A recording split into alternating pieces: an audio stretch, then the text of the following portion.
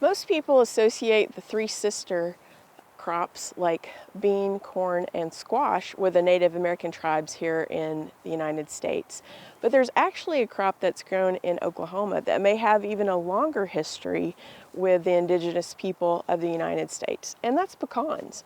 Pecans are found in the wild. Native pecans are found from Wisconsin down through Illinois, Missouri, Kansas, a little bit of Arkansas, but mainly Oklahoma and Texas. And those pecans are growing wild. They're native to the area. They're grown in riparian type of soils, very deep and rich river bottoms, and they are spread along those creeks and tributaries. And so that's where you find a lot of our native pecan trees and native pecan groves in the state of Oklahoma.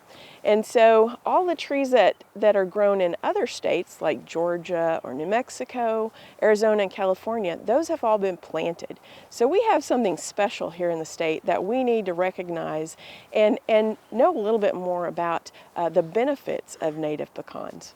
So I have some examples of some native pecans that were selected from different parts of the state. Some of them are too small to really be useful for production, but then you can see that they are quite different in size and shape. Each native pecan tree is going to be genetically different from the others. And so that's why we see a lot of differences in quality as well. And so for native pecan growers, whenever they are managing their orchards, they need to worry about things like thinning the trees to get enough sunlight into the trees, and then look at fertilization, which can be done by using clovers or conventional fertilizers, but also managing for pests like pecan nut case bear or pecan weevil. But most of the time, if one of their native trees may have issues with scab or other problems, that might be one that they would think about removing in their thinning process rather than trying to spray consistently to keep the disease at bay. There a lot of different native pecans may have very thin shells. Most people think of a native as being very hard shell, very thick, and very little meat. But really, there's a lot of them that have thinner shells. People talk about a paper shell pecan, and a paper shell just is kind of a descriptive word for how thick the shell is. It doesn't mean that it's been grafted or it's an improved variety. It just means that the shell is thinner. And a lot of people use it interchangeably for improved varieties. But if we look at some of the different types of pecans that we use in some of our orchards in Oklahoma and other parts of the country, some of these were selected as natives, so they were grown like the Mount. It is a pecan that was in a native grove in around Beggs, Oklahoma on the Mount Ranch.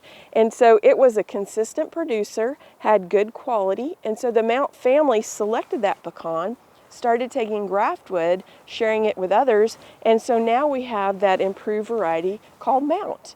And so some of the others that are listed on here, like Kansas, Lakota, Pawnee, Choctaw, with the Native American names, those were all released from the USDA.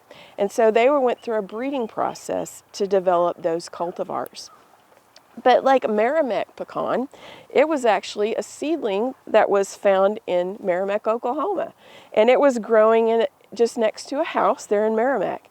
It was probably a Mahan seedling, but we know that when you plant a nut, the tree that's produced from that nut is not going to produce identical pecans to the original tree.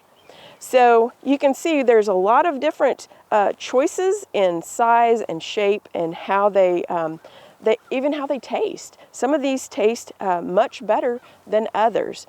I personally like the smaller pecans. They usually have a higher oil content. Like our natives, they have much higher oil content.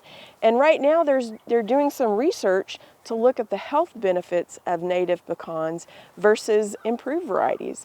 And so they're showing that there are definite increases in some of the oils, and some of those properties of the oils have health benefits. So that's something to look forward to hearing more research on some of those research projects that are going on at OSU and other areas across the country.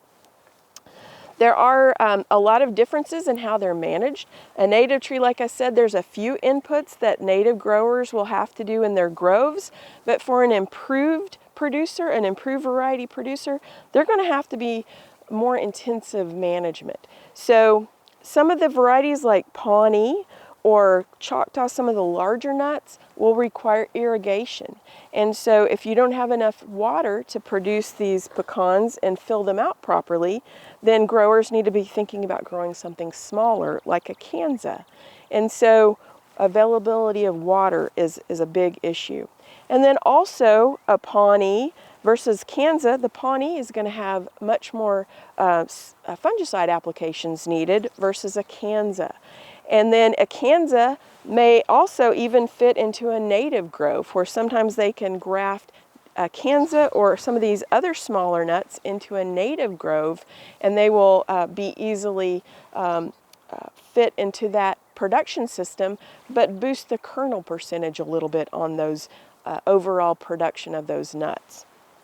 If you look at what I said about kernel percentage, that means the amount of kernel to shell or packing material. So something that's got a very thin shell, something like a Peruque has a very thin shell, it may be like 60% nut meat, or 60% kernel is what we call it, whereas some of the natives, like these very small ones, or some that have very thick shells, may have a 30 or to 35% kernel. So you have less nut meat per pound versus one of these with a thin shell.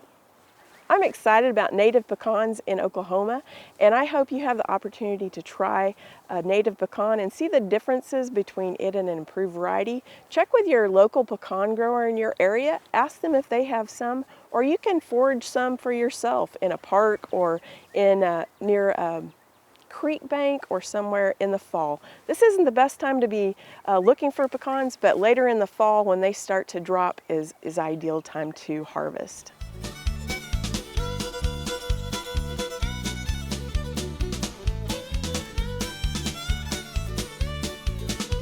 We hope you enjoyed this video as part of our Oklahoma Gardening YouTube channel. You can also find even more videos on the OK Gardening Classics YouTube channel. And join us on social media for great gardening tips, photos, and discussion.